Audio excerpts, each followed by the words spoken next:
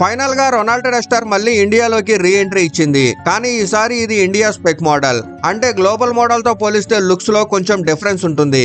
Design పరంగా చూస్తే front లో కొత్త head lights, eyebrow style LED DRLs ఉన్నాయి. ఇవే టర్న్ ఇండికేటర్స్ లా కూడా పనిచేస్తాయి. గ్రిల్ పైన డస్టర్ బ్యాడ్జింగ్, బంపర్ డిజైన్ కూడా ఎక్కువగా రగ్గుడ్ గా ఉంది. సైడ్ లో 18 inches alloy wheels, black cladding బాగా ప్రామినెంట్ గా కనిపిస్తుంది.